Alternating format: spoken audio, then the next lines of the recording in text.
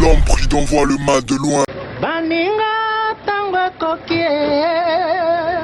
Papi gene tolobe la vie. Papi gene. Papi gene tolobe la vie. Papi gene tolobe la vie. Papi gene tolobe la vie. Yo suis sauté par Nazaraka moninga na yote ngai se beniko popo lipo kulutu ya baleki Nazaraka moninga na yote pe na kotika la kozala moninga na yote Papi Gen tolobe la vie Mister Siatoul Nazaraka moninga na yote Papi Gen tolobe la vie. Est-ce que naza moninga na yo toto za baninga na bango tozalaka baninga te zaza totikala kozala baninga Papi Gen tolobe la vie.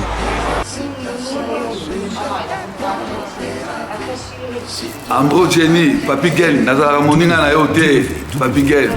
Nazara moninga na yote, Papi Gen. C'est impérateur de Modogo Jaffa qui fait des Finchman. Papi Gen tolobe la vie. Est-ce que Nazara moninga na yote? Est-ce que Nazara moninga na yote? Papi Gen tolobe la vie. Nazalaka moninga na yote. Je suis pas ton ami. Papi Gen tolobe la vie. Ça c'est Lidjo Kwempa, le grand samouraï de la nouvelle génération. Papi Gen tolobe la vie. Est-ce que ngana moninga no? Nga master no. Nga mata no. Papi Gen tolobe la vie. WS Production, Willy Sionga. WS Production, Willy Sionga.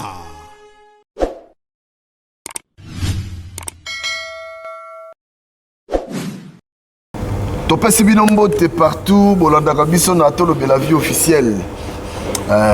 Moi isoke bimi bozala bien. Toi libanda. Vraiment solo ezalaka na tolobe la vie. Oza masolo ya bana libanda. Bana libanda, oya bimo libanda, soyebi ke soyika kombo wana. Je crois que boyebi. Benda Kiti.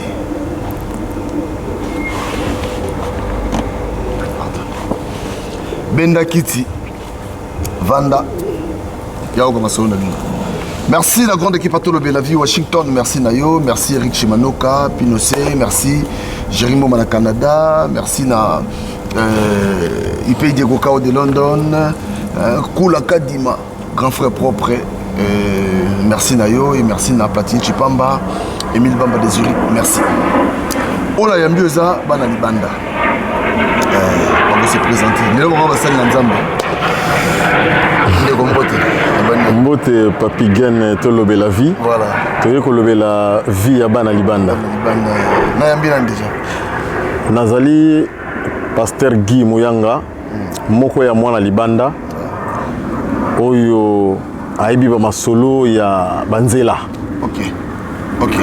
Voilà. Donc le Lambi nous a cadre un peu spécial hein, mais ils ont combiné tout pour vendre pinza pour tout côté pour tout développer et de comboter. Beauté papa. C'est Thomas Péniel, l'apôtre des réveils LG Péniel. Donc, Naza, papa a contribué mingi na démarche à Bana Libanda, Kubanda Cameroun, ti a Namiki Poto. Donc, tout ça, les pénans, mon sala Nzambe mingi, n'a pas mbola Nzambe lelo. Tant na Pasteur Guy Mouyanga tant biso toza basal na Nzambe bango bazala ina na elo na mosusu nduliste abeta indus est-ce que vous réception na ça dit combien de temps na Douala bon en fait na Douala ça combien de temps na Douala na comment na nini na Douala na commis na 1990 na Longwe na 96 donc 90 et puis 96 donc, tu travailles, moi, tu contribuer dans le réveil spirituel au niveau du Cameroun. Donc, figure, oza figure, mon reconnu. Tu belé, figure, nous avons une nouvelle vénité. Et dans les médias, nous avons une visité parce que nous avons travaillé au niveau de la diaspora. Donc, voilà, tout ça là, toujours. ko défendre histoire na biso na toujours na encourager bandeko moko au moins na vie okoki ko changer histoire te okoki comme président de la République comme premier ministre comme ministre comme multimilliardaire mais histoire na yo parce que biso histoire neti tozobetela lelo awa bato mingi bakoma neti koyokela ngo soni bakoma yokela ngo soni mais nga nazalaka très fier nango parce que naloba yango na langagement biblique wana ezalaki ntango tozalaki informe et vide ozomona na bible mpe soki bakomaka bahistoire te tolingai mpe toyeba yango te donc toza koencourage mutu moko okoki kolongwa mpe na zéro okomi mpe héros nzambe atika bato te donc nazongiseli ono maloba mitune epa na yo babiyano na biso ndeko Guy yosali combien de temps na Douala osala combien de temps na Douala nasali 7 ans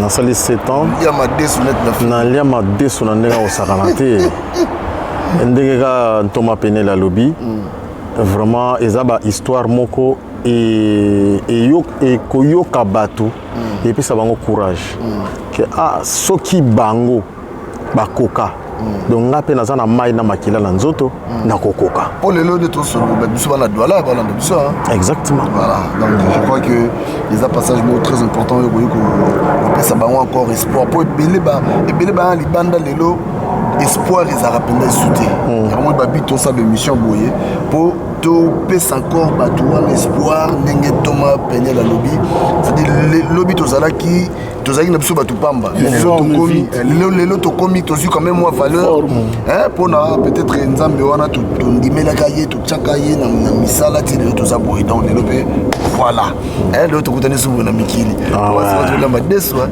te madeso mama madeso esila esila wana ezali bamama na histoire madeso esila lelo ekoma mpenzaki no olingi okota McDo okoti olingi okende KFC okoti yo nayambaka na Douala na Douala bayambanga na Claude Ngombe bazalaki ekiri na bango na ba Gérard Bofunga ba Bertin bazalaki 7 na ndako na bango bayambanga voilà zai na quartier ni na Komondo ba bien bayambanga na Komondo bazalaki 7 na ndako yokutaka zenga mambo nakutaka ye nakutaka ye nakuta bantoma Peniel bango tokuta bango déjà baza na mosala nkolo biso ba idée kutu te donc moko ke église mais moko tamboli na yo donc oyebi te place nini otya lokolo moko tye koto oyo moko tye koto oyo oza stable te mais bango bavandaka déjà na époque wana ti lelo toyekuta bango na banzela yango donc c'est un miracle na koloba bango bantoma Penel baprêcha biso évangile baprêcha biso évangile te kote kuna bakana en tout cas natika komona ete bon na bakoin mosusu peut-être azalaki yenda ayibi lisolo mais ngai non bino bato batakabozala na kana c'est-à-dire soli kokoye doli ko wana na face souffrir bon en fait naza révolutionnaire et puis réformateur et tant biso de commune à Douala on a trouvé le système de lobby et ça là qui mais biso déjà toyaki na bonzambe na loba toujours bonzambe la haute spiritualité de Dieu est fondée sur deux fondements. Fondement liboso eza amour et fondement mibale eza pardon donc biso toyaki na mwa mopepe mosusu ya sika oyo toactivaki mwa moke bonzambe ya théorie te mais ya pratique et voilà pourquoi na niveau ya ba Douala principalement na niveau à Douala mukolo na longwa Douala j'ai invité tout le monde parce que nazala humanitaire nazalaki mutu soki azobela ou bien akufi babwaki na la Kentini la grande hôpital na rokata na roya mutu tout oyo aroyo ozwa problème parce que moi je suis pasteur nazalaki na mikanda nazalaki na sala na théologie donc na ndenge pena ya ba fonction tout ça reconnu avec ba mikanda nazalaki connu na niveau ya gouvernement camerounais comme étant un pasteur zaïrois à l'époque Et voilà pourquoi Nabanda il faut évoluer dans ce sens. Biso tozalaki na Bali, l'église la Colombe, où ezalaki en même temps du consulat. Il y a consulat ya bazaïro à l'époque. Parce que biso non, on est sur une place à Rolala. Pour biso za une église, na une bureau.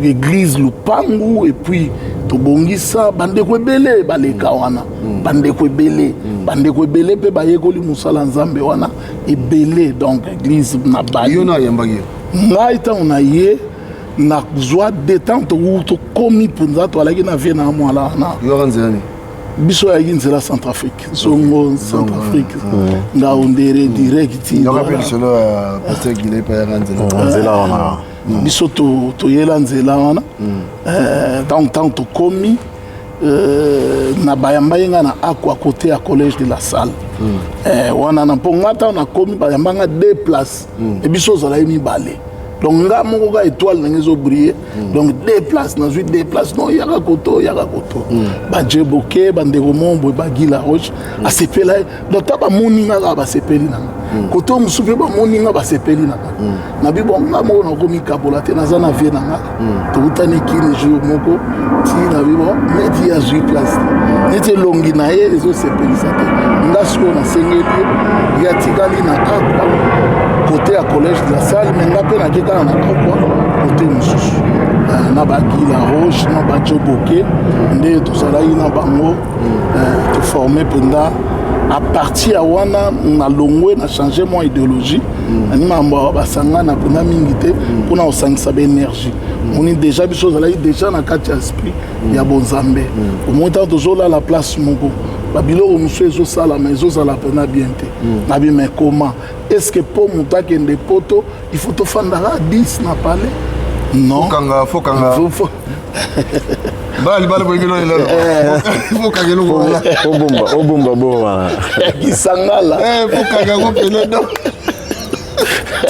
ah tu donc mais to révolutionner qui moi makambu pourquoi to liaka ba madesu est-ce que quand on a relié madesu déjà nga personnellement il y a un problème madesu depuis qu'il a soulevé madesu estomac et banda déranger au monde que ezalai aliment moko ona yi ibanda osepelisa te nzambe na bonzambe na ye depuis tant toye pe kaka ba ouverture bon ba don ezalai osala o bondela bomona ba camerounais le rona ba eba ma nzambe te alors tomeki ko lakisa ba ma nzambe toye ko so ba partenaire moko oyo bazalaki ba banquière les places biso to so ki pende équilibre to so siège église donc bozam na lupangu entrée mambutu parce que les Congolais sont en la place de l'habit.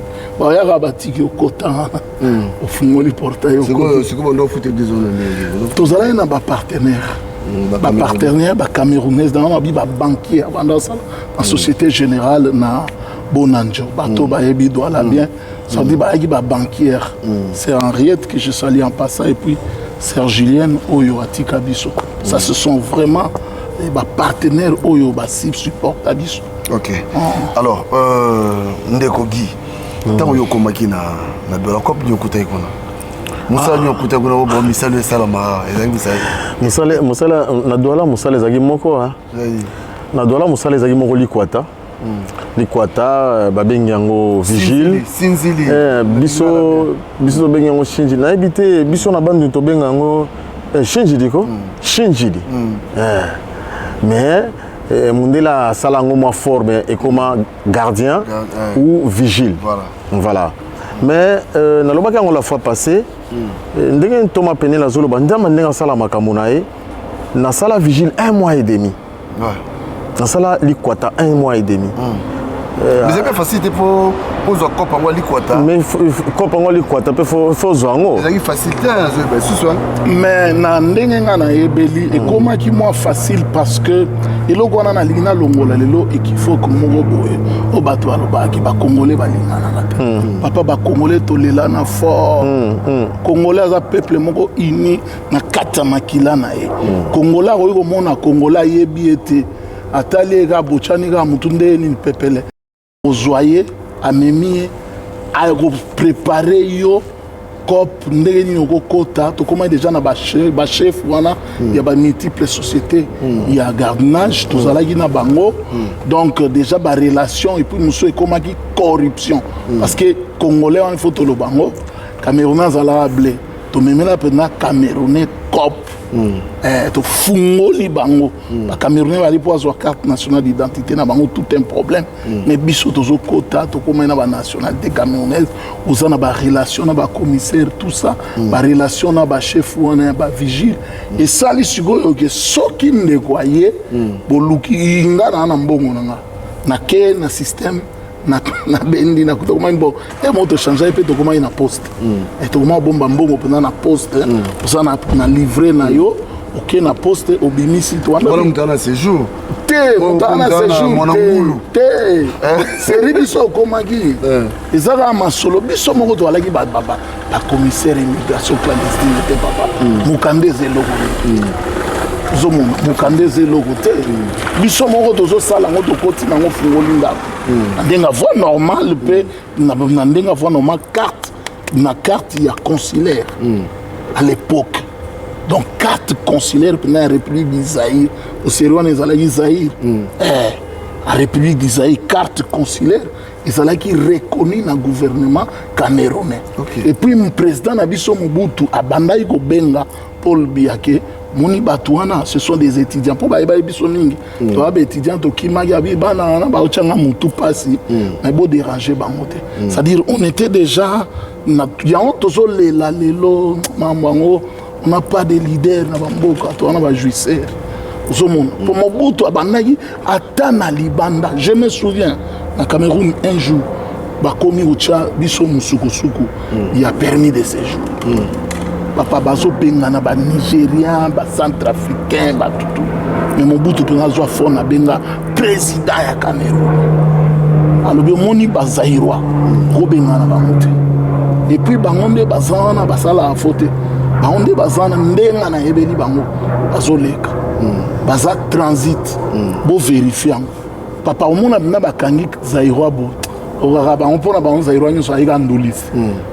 mboka yemba après balibéré okei ozomona donc esalaki ke ozwa oke obimisi mbongo oye ofuteli ndeko wana mbongo na ye ya kope ya bulo ndeko abandaka bulo soki abandi bulo akokozala na bino etanzongisa moke moke soki azwi mwa équilibre biso tozali mpenza na système ya proverbe chinois olie napesa mbisi me nazolakisa yo ndenge bapeshaka soki yo moko oyebi opeshe makasi na yo soki obima na osapere yo soki mpe oke na système na biso ya kisangala na wenza dwala wana baforme nobimana danger na wenze mo na nsima wana enda kote na kota komondo wenza nkululu c'est ça nkululu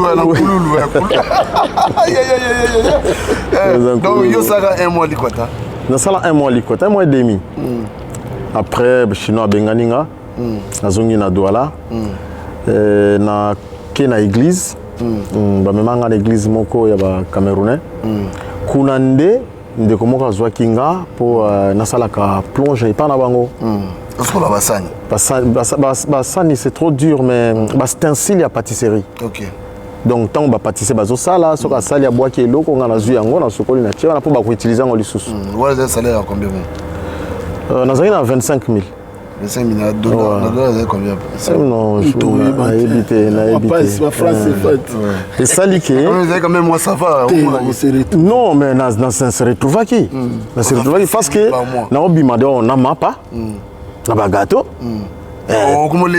nakomolesa bato baomoya na ndako baliaka bamapa na bagato nakomi babenga nini le grand boulanger nalengi kutu na bipoli esali ke bandeko wana batemps mort ebanda kozala omona bayebisinga mais si c'est comme ça tobeti pato wana tokati baboule wana yo osalaka baboule ya babenie nakomosala baboule wana moke moke nakomoyekola mpe nakomoyeba bamoni ke non nakomi apte mpo liboso obandango liboko moko après komi maboko mibale totie wana papapapa otie wana papa otie wana bamoni nakomi rapide babino tokolakisa nde babetaka pato wana comme ça yo sala mikate balakisi nga pato wana nakomi composer yango so nakomi kaka na moto ya liboso na composer pate après na bimisango na sali ba boule ya ba beignet après na fait frire ba beignet ti ba moni que non mais so na silisi ba beignet na tika li vide mais au moni ba biscuit wana il faut to la ça yo nani obeta kango bango ba kanisa ki bazo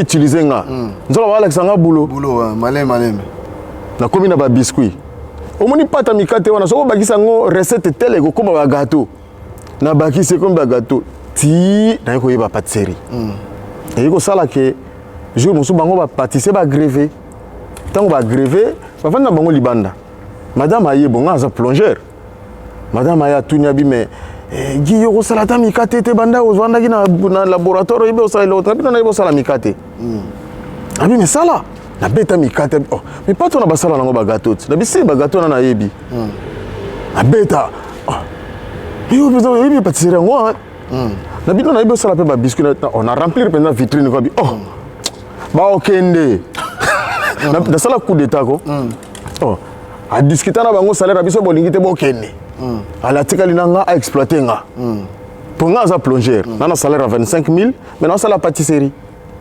et ça li que azui pâtisser mususu tant pâtisser wana yakuti siko nga na za chef akuti chef akuti nga chef nga munaza na laboratoire donc voilà ce que yo sko remplacer batutu na remplacer batutu yesko tanga ye ayebite nga za plongeur ouais et akuti nga chef nga siko nazo yebisa yeso ça la recette faut chango na carnet pour nga na yeba matière première zo utiliser nzoka na iba mayele nae ti na yo ko iba ko sala ba entremets donc ba gâteau ya anniversaire ba ti na combien pâtisserie bien confirmé musala na sala na douala pâtisserie donc soko komi na douala bango bazaki so ba kenda otuni bien pâtisser awa na ezaki mais c'est mo bope to ebi ki obeta musique bando bolon na biso bo comprendre que awa eza no masolo to beta na biso masolo ya biso ba libanda parce que eza ba ndena lobaki na debi to sala masolo pona to pesa bandeko baza bandeko na biso na banzela to pesa bango encore courage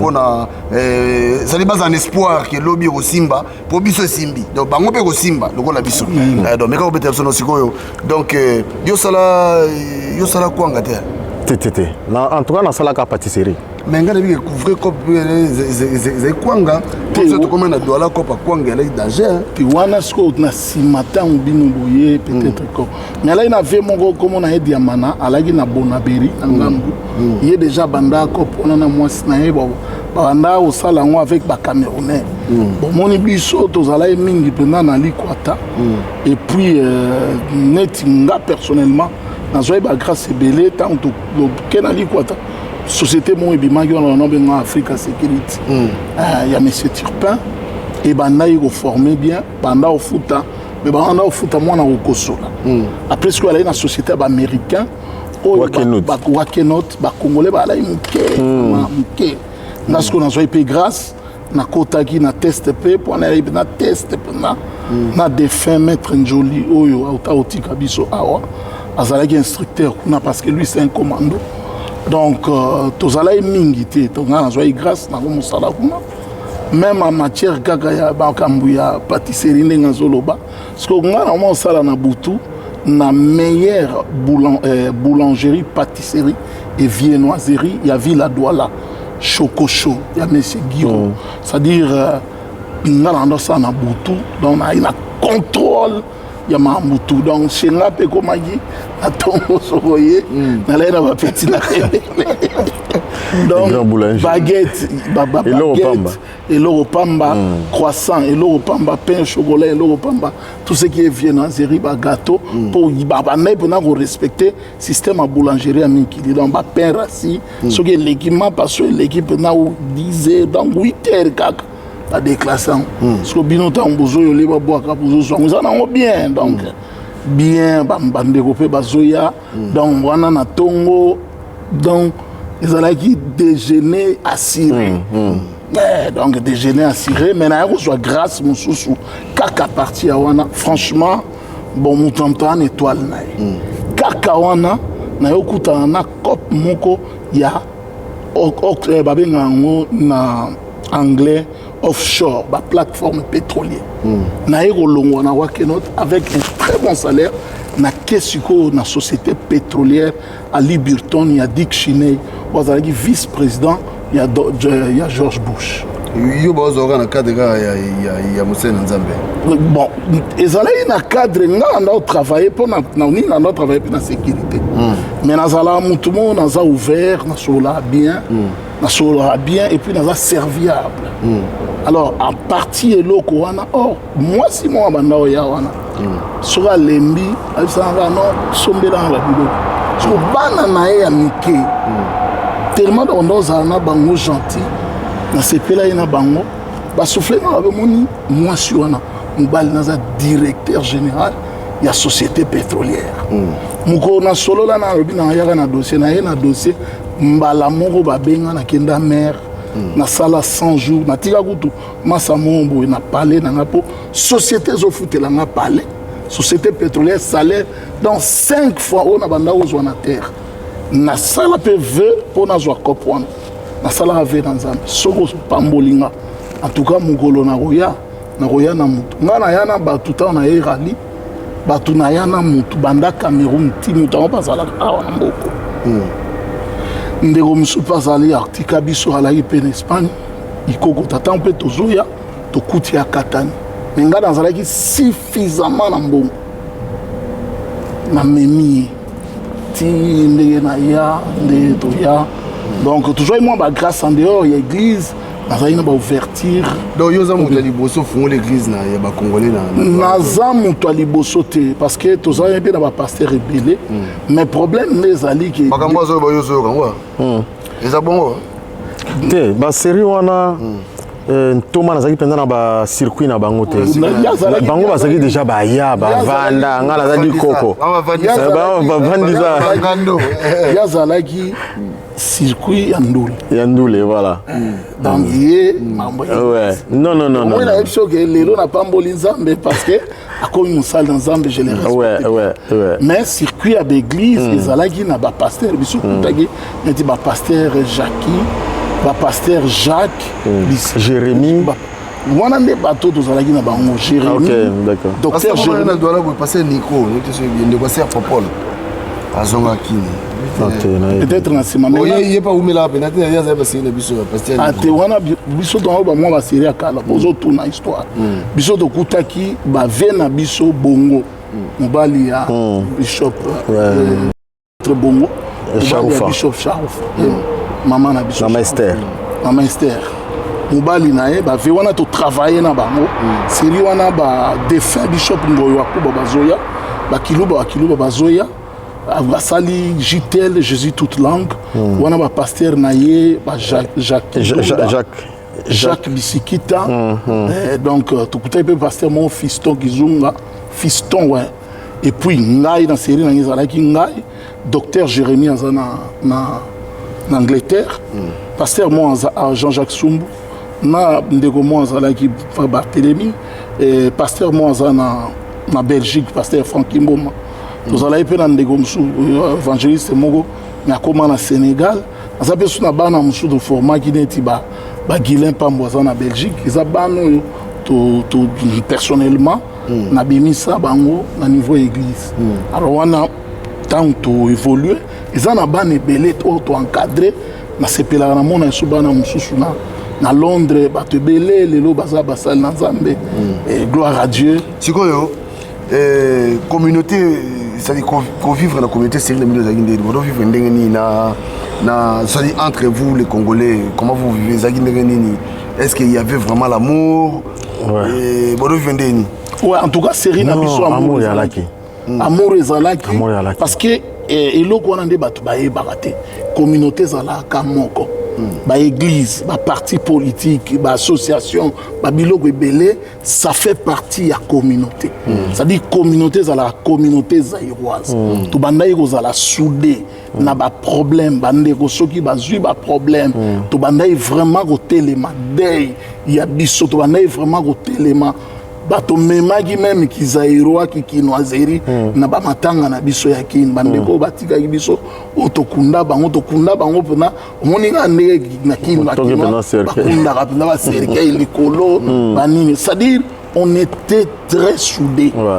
Tous allons vraiment bon moko, tous les sana, tous allons s'entraider au moment où la prise d'air va boulot pendant zalaka. Voir même ma solo ya voyage.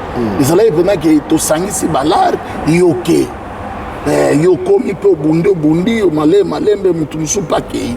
Donc on était vraiment très soudés, très soudés. Bah confier Mike ils ont raté, mais on était très soudés. Tous allons qui une équipe sur les plans sportifs et donc on était très soudés. C'est qu'on a un président de la communauté sérieux. Bon. Vieux qu'un fils. Non, ils ont un vieux autokutaki n'était pas pauvre vieux masikini. Bah vieux on a pas fandi ça qui déjà. Et tous allons qui a des tendances. Biso allons ba leader église. Là vraiment ba mitu église. Na niveau à Douala donc eloko tout oyo salama. En tout cas, biso ba oyo, ko échapper bisoté. Voire même na niveau même ndeko na biso mo ba musicien yokalo ki to akufaki. C'est moi qui ba obenga ki ba contacter pour na osala ba obsèque ya funéraire na ye na niveau ya salle de fête le plus grand événement. Na rolo ba naki na bande depuis na bandi côté ya net na ba Cameroun et plateau ana donc plateforme wana ezalaki mbali bosoté na full mo wandengwa. Tous ces alai parce que on était soudés, hein? On était vraiment soudés. Bon, après, le groupe est comme qui, au Monirande, Batouazalaga, Bisso Nazoyeba, tout ça, l'organisation Mogoboye, tout bien en As. Zalagi, moi, club Mogo, il y a des Congolais bien organisés, bien structurés. En passant même vieux Oyo, Nayamba, l'église vieux roi des bêtes, tout ça même pas problème.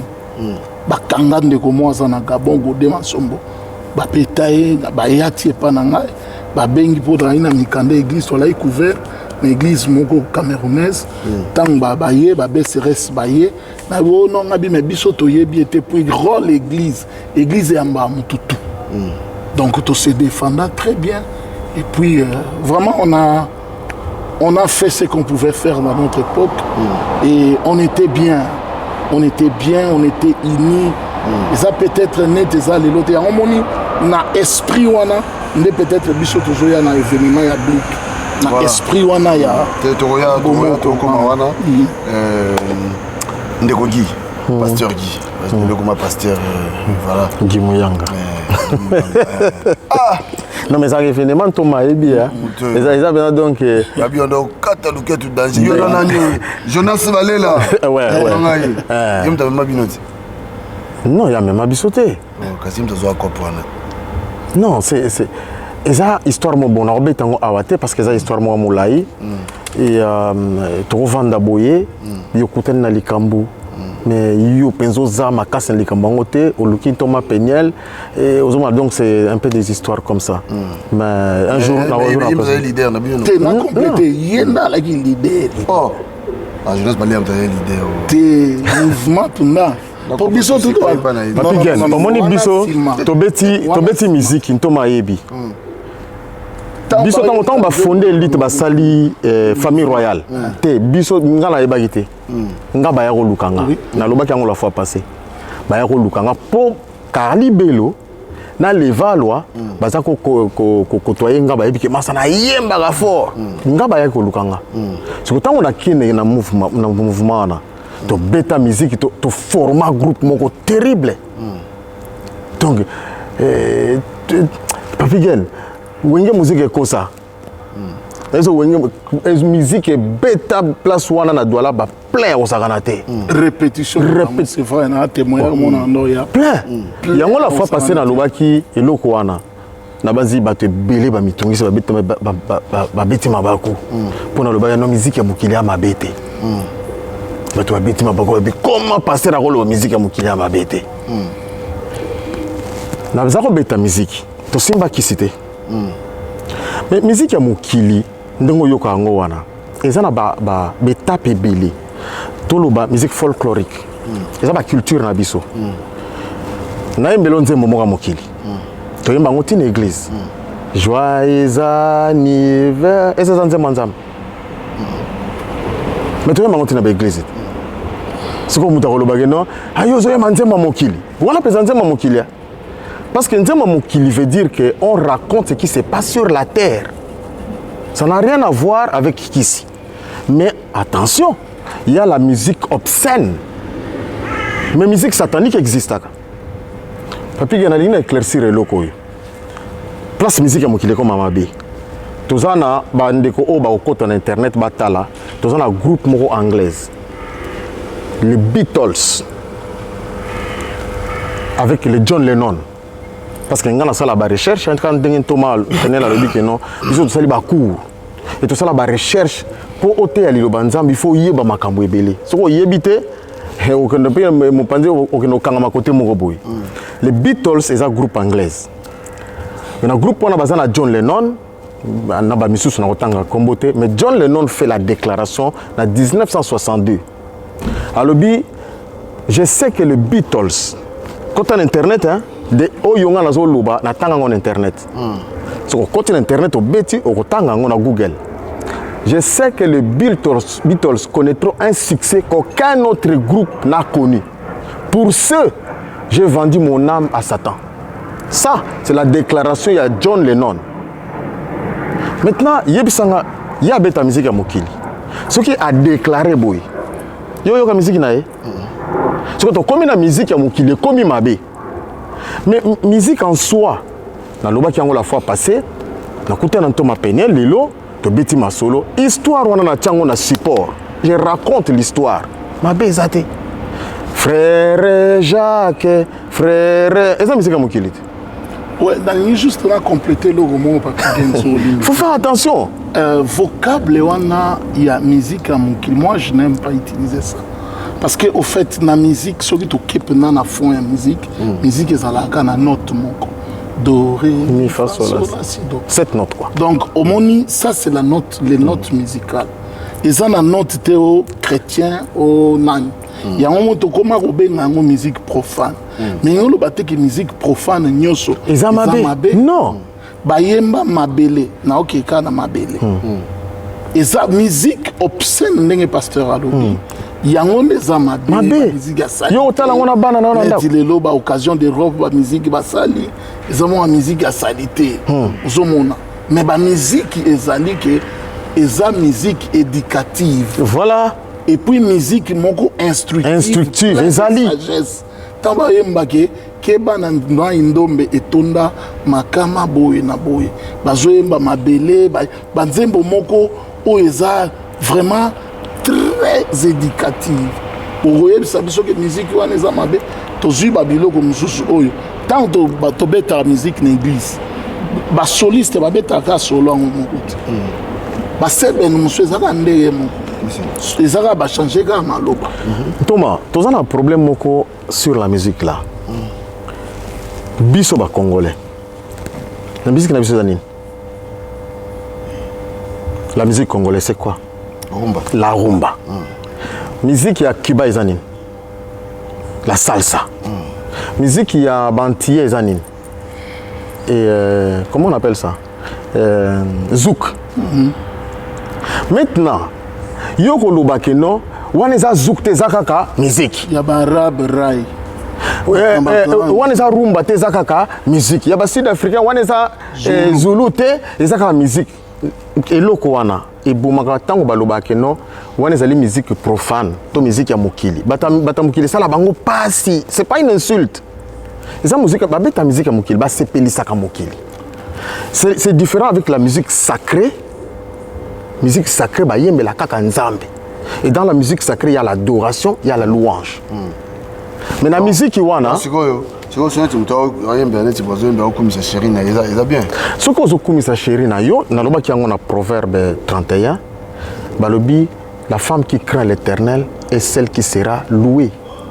Et comment dans la Bible non comment tu peux expliquer la femme qui craint l'Éternel est celle qui sera louée? La louange veut dire l'éloge. Bah quoi ça l'éloge à moto mais attention. Ceux qui ont commencé à l'appeler éloge à moto, c'est comme ça moi sinon partout, même une église, comme ça moi sinon même dans zélo attention, ça devient de l'idolâtrie. Il y a des attentions dans tout ça. Ngai sikoyo nazongi place Ntoma Lobaki na beta musique. Il y a la longue douala, tina poto musique mutemeninga na Suisse musique elongolinga Cameroun tina na simba kisita na beta musique kaka musique la chance mais papa to beta musique po ayeba ki pe musique po na yebi musique to yeko za cop wana solo beta bale to yeko za cop o ya emema biso na Suisse to kenda na studio to sala album mais attention Papi Gen faut expliquer makambo bien to beta album wana ebimi sali succès na Cameroun bango basaki si bakenda so ozoleka na nzela bato bazotala babia gila succès na télé ezoleka toyo oza producteur amemi biso na poto mais je vais t'expliquer tokuta na Kester na Suisse bazoexplika ye pas un musicien bayaki groupe abetaka mpe musique album na bango kutu yango oyo esala bi obeta musique album yango wapi bazwi atie musique nzembo bandobeta Kester ayoki ayebisinga bileki ayebi bino fo bokumisa nzambe album oyo ya na impact te soki nzambe alingi asalela likambo akosalela yo donc nzambe akozwa même biscuit abongola yango ekomi or parce que omoni musique bobeti soki bamemi bino na kini bino musique te mais comment bino bokozwa kopa aboye boyeli mpe mikili nzambe alingi asala na bino eloko yango ndeko nanga Jonas akotala na loba na Jonas Dieu a utilisé un moyen pour biso to ya poto na loba teke biso za ba musicien tant que komi na poto mais il faut chercher la face de Dieu nzamba linga loba nini papa nzamba ko lekisa yo OK oyibi bakangi yo pe OK prison nzamba kutana na yo kuna okomi évangéliste mais tant que bima ko loba teke no ngala kenda prison na bimaka na ko yiba lisusu nango kota mamote parce que toi makambo na to solo longo mukolo mususu parce que ça kota ngo te to solo longo benganga to solo makambo wana na bona nga problème te voilà benganga to solo makambo wana voilà donc en tout cas vous comprenez biso donc poto si ça parce que to yepena na deuxième phase ya masona biso to solo moni awa to beta biso ka likoli je crois baba pena moko to beta pe to kota pena kati pour vous comprendre makambo parce que là moni to foli ka mpoke to fongola biso kaka mais to ya biso to ka ngo pena moko na moko moboka na masolo libanda au senti masolo libanda au senti ndenge nzamba sana na libanda yango na nzamba na changer te o asala ki wana ti lo azaka amen voilà donc faut qu'on ça toujours condima alors Moussa Nzambe nalingi lelo o mekana ko biso babi le 29 oyo ba libanda bazana événement les événements ni o mekana ko expliquer biso. Oui, merci beaucoup vraiment bana libanda ezali il faut l'honnêteté oblige ezali œuvre d'esprit ya président Sami que je salue à passant yende mutu azapena donc inspiration ya bana libanda et où je pas naïe et biso pe to s'inspirer nango parce que logo exact ma bête va s'inspirer à nango toujours. Alors événement il y a le 29 juillet oyo 2023 à Paris ezali événement il y a Blick ainsi des ali bana libanda oyo to zuia président Sami mais to biso to insister sur ya Cameroun. C'est-à-dire net président za mukili mubimba mais biso skoyo to sangisi kaka bana libanda ya Cameroun. C'est-à-dire Cameroun o nyoso leka na Cameroun na 10 provinces à Cameroun aza le bienvenu na nini. Sko Blick ezanini Blick ezali ONGD association non gouvernementale et de développement. Alors ezali loko moko oyo to sali nangina memango mwa moke na sens biblique pour batu ba comprendre. Omoni na Nazareth depuis Nazareth ezala babandaka kondima Nazareth te eloko mwa bien bakutani kutu babengi Nathanaël aloba eloko ni na bien eroyi obima na Nazareth ozolanda mais Jésus-Christ abotama na Bethléem ezalaka na succès mais soki nzambe alingi atombola Jésus comme Jésus-Christ de Nazareth po bato mingi okaka makambo esimbaka te eloko bakongole esimbaka te la vie et la mort sont au pouvoir de la langue. Yango cette fois-ci, biso soto s'imprégner toza basal na nzambe. Ba o bayebi bayebi. Depuis rali toya, to biso to kuta to makambo ebele. Ndeko ba rotuta totika kate. Toza nanu humanitaire. Évangile ezaka côté manacher pour na roteya te. Évangile ezali pe ozana bandeko. Oyo biso dozo sala. Tout ça, la cotisation à biso, les alliés organisation, ça fait 2 ans que ça a évolué. Il y a un moment où célébrer, peut présenter officiellement ce que nous sommes en train de faire. Donc le 29, tout ça a invité Bandeko Nyonso, bien que ça n'a pas participation avec Frère Nango, il y a 50 € pour na Batu Oyo, mais pour na biso ba membre actif. Il y a Blick, toujours paye ça 150 €.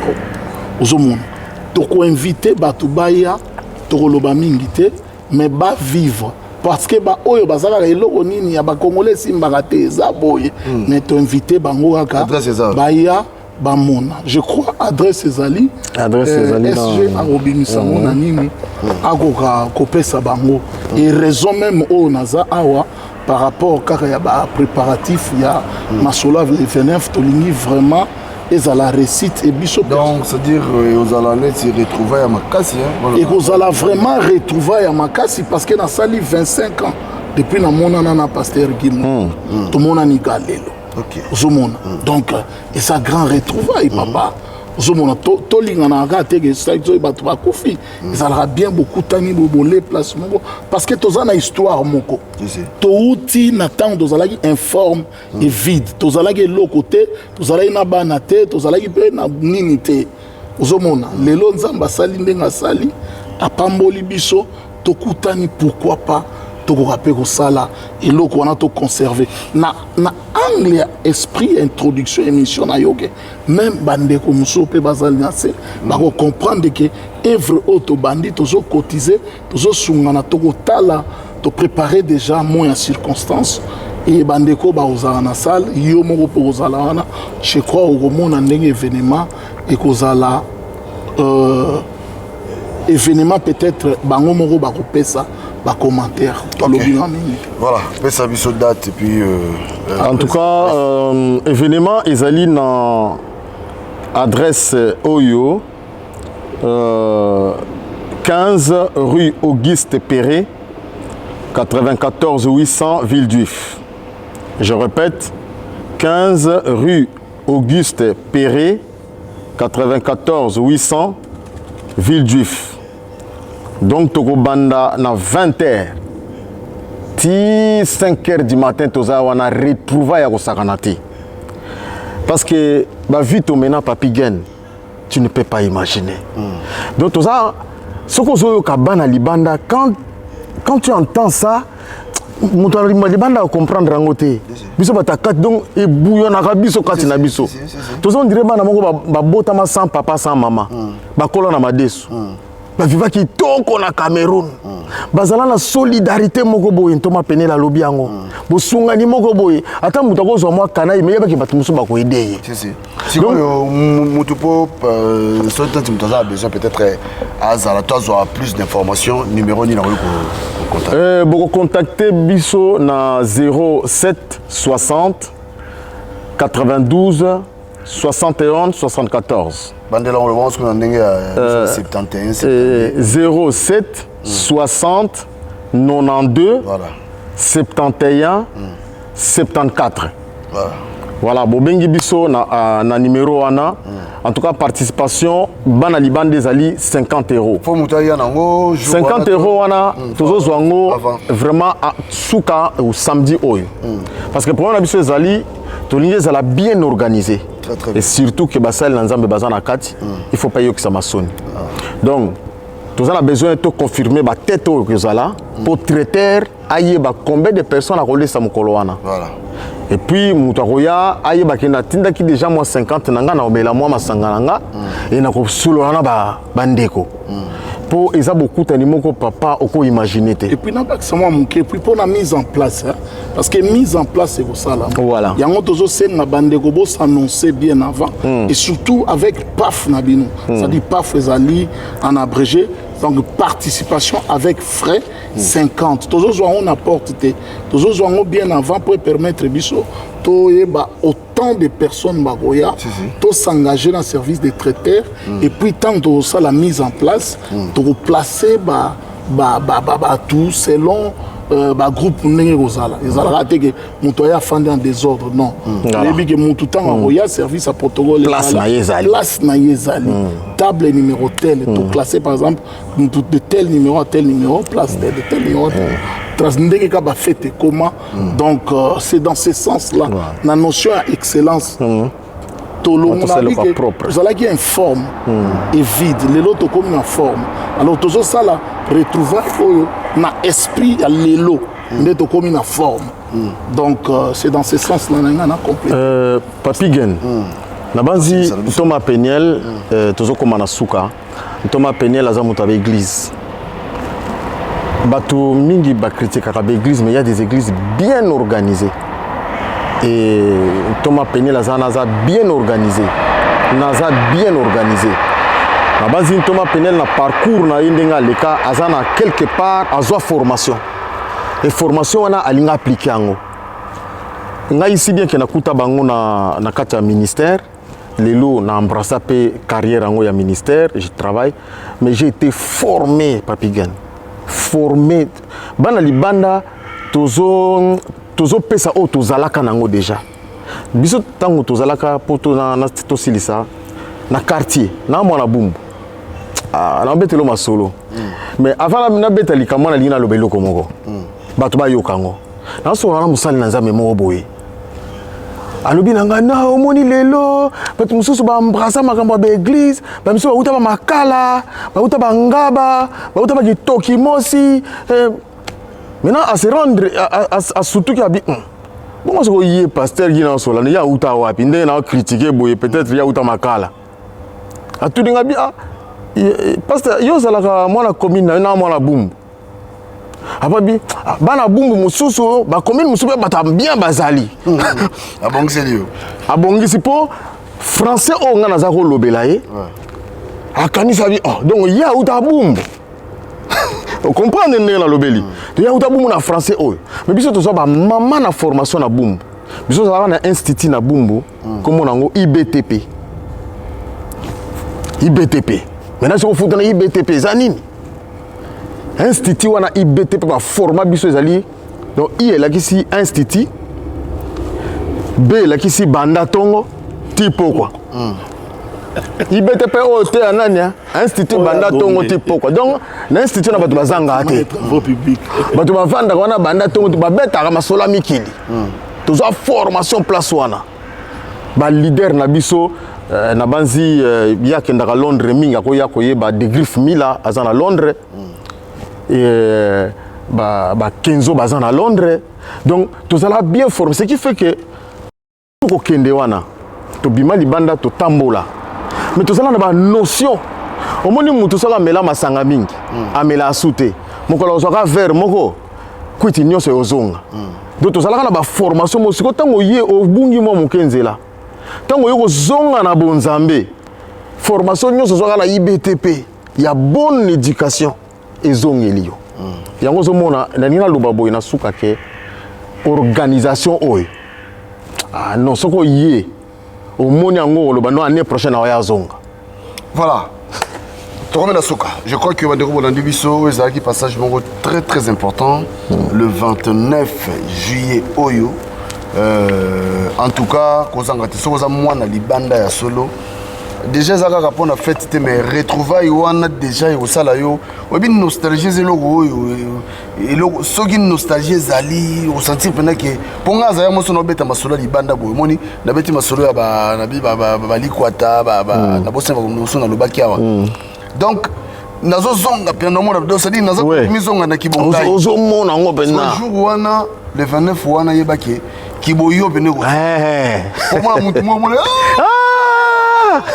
Nostalgie. Partout, partout au bazar, en Europe, en Espagne, en Belgique, partout. À Londres. Vous êtes invités, n'hésitez pas. Apôtre Pessa, moi, quelques personnes m'ont voté.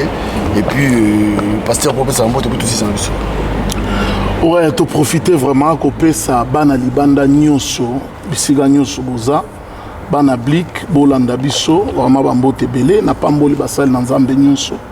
Et en particulier mon père, l'archevêque Coutinho Fernando, a même pas Genazan. Donc, malheureusement, dans un lobby. Donc, vous êtes à Londres? Dans un cheval Londres, Suède. Donc, voilà. Ah, d'accord, ok. Voilà, Pessa mbote aussi, c'est en tout cas, dans Libanda, tu peux simino bambote to banzi to kokuta na le 29 juillet. Événement wana egozala a couper le souffle. Au vandi boy le bino tango na mona bino na kanisa lisusu. En tout cas, boza tellement ébélé, nalinga otanga ba komo na bino te pona ya rater moko. Soki na tangi oyo mona mutu nanga moko boya biala. Yaka kaka. Bana Londres boya. Voilà. Bana Belgique boya. Bana Libanda. Bana Libanda boya. Bana Libanda en tout cas, comme na suka. Papi gena kozala wana, to kolobela vie ya bana Libanda. Kozala wana, bana funa wana. A couvrir l'événement. Na ozanga te. Menena le belo moko pona biso bana Libanda. Yeba que tango ya kutana bandeko na yo oko retrouver sourire. Ah ouais, ah ouais. On kutana bandeko no jour on retrouver sourire autozaka nango. Ah ouais. Et puis on s'épelle. D'ici là botika malamu. Donc on kutana le 29. Merci. Allez bye bye.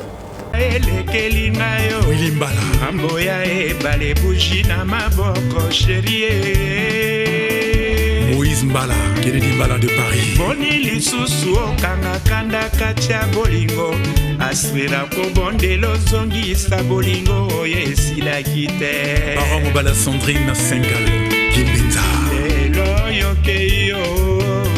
André Ntsumbu. Lelo yokeyo.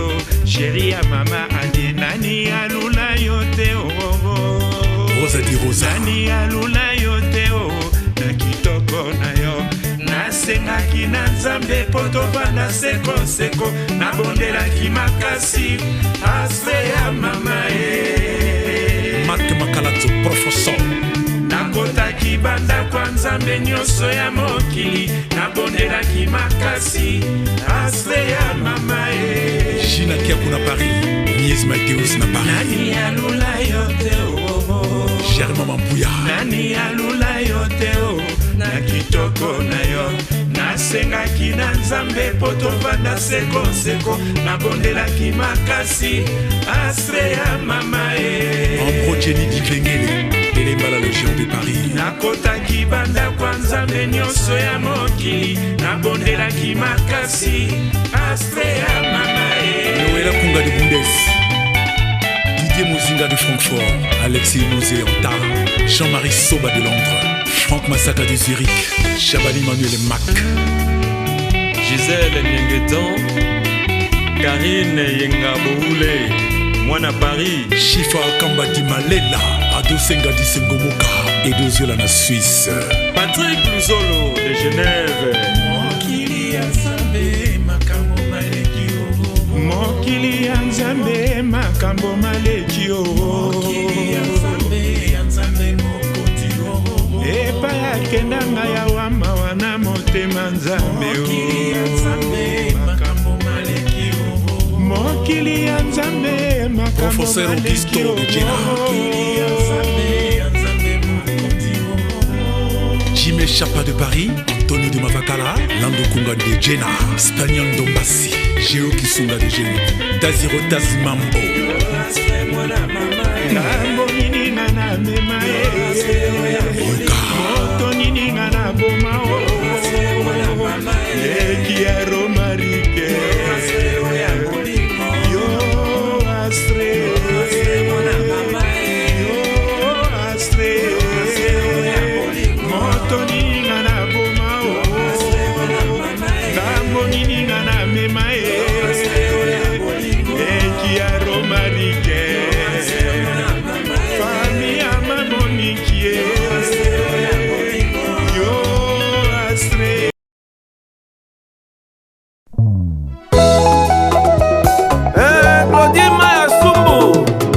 Kaka papa kolera Diana Saïdjes na mama Jetou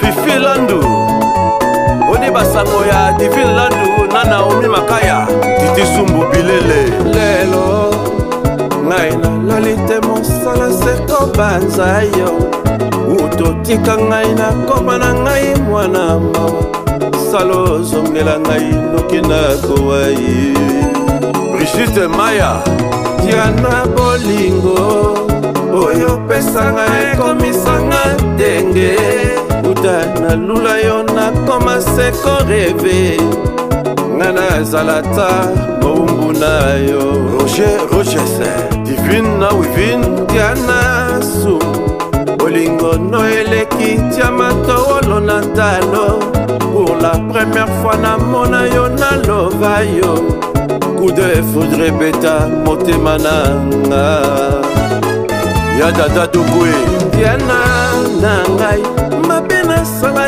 yo boya kolimbisa ngai nesiko pardonne yo préféré yo sanctionne ngai nakosuka wapi lolenge okomio memela ngai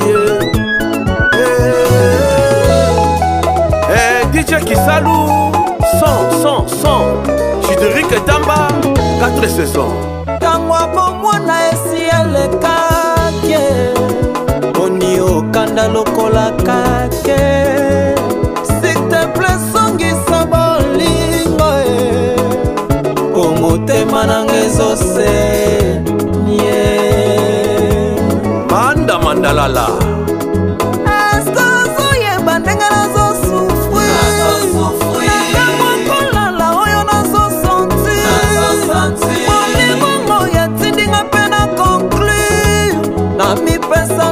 Sambo Lipasa nanga kade Mama Anina na Deborah Yana subu na zobanga nanga déception Soki moye ezali osala ta confession Wana moi bambanda basalela yo promotion Wana susi ya motema nanga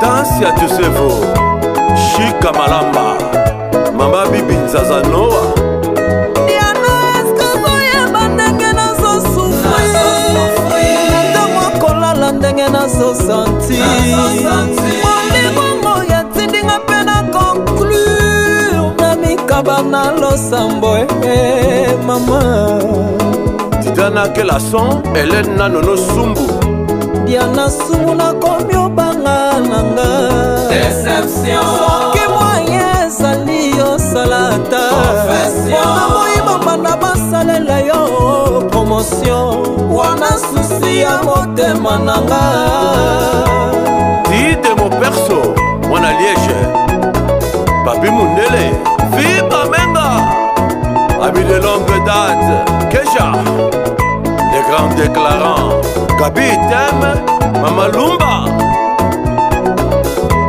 Chile Niatie